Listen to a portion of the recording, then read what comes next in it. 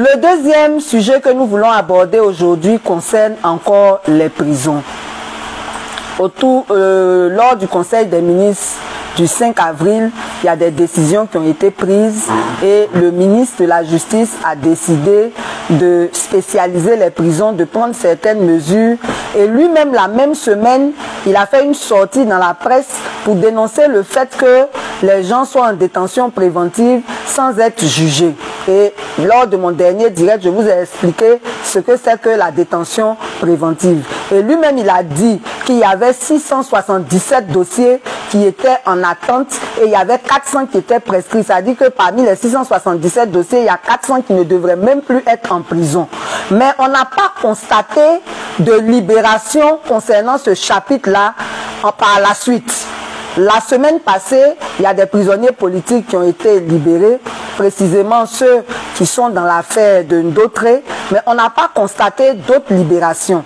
Alors que si le ministre lui-même confirme qu'il y a des personnes en détention préventive qui sont abusivement détenues, la moindre des choses serait que les dispositions soient prises pour que ces personnes-là soient libérées rapidement. On n'a pas constaté ça. J'en profite pour faire un clin d'œil à Bleu Axel Boris. Je vous avais déjà parlé de son cas. Il est en prison depuis 9 ans. Il est entré à 21 ans et après demain, le 19 avril, il va fêter ses 30 ans en prison. Il n'a jamais été jugé. Et ils sont nombreux comme ça. Ils sont nombreux comme ça. Donc nous voulons inviter le ministre de la Justice à prendre les dispositions pour accélérer la libération de tous ceux qui sont détenus abusivement. Nous avons même adressé la semaine passée un courrier à monsieur le ministre pour pouvoir échanger avec lui sur plusieurs choses, notamment les évacuations sanitaires.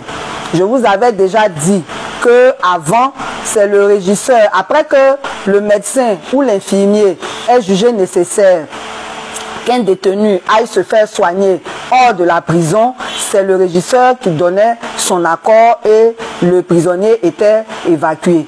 Il se trouve que depuis un certain temps, après avoir dit que c'est le juge qui doit donner l'autorisation, on a encore plus compliqué en disant que c'est le ministre, alors que le ministre n'a pas le temps. Le régisseur, c'est lui qui dirige la prison, il habite même à côté de la prison, il a la possibilité de vérifier rapidement l'urgence de ces cas-là avant de prendre une décision. Donc vraiment, nous aimerions qu'on revienne à cela. Et la semaine passée, j'ai fait une publication pour dire qu'il y a une dame du nom de Rosalie qui a atteint du cancer, qui suit son traitement depuis la prison et ça se passait bien sans problème.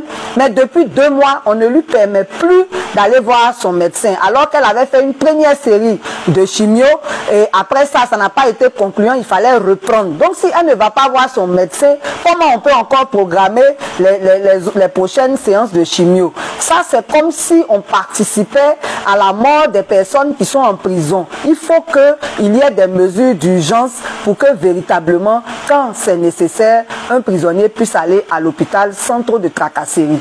Voilà.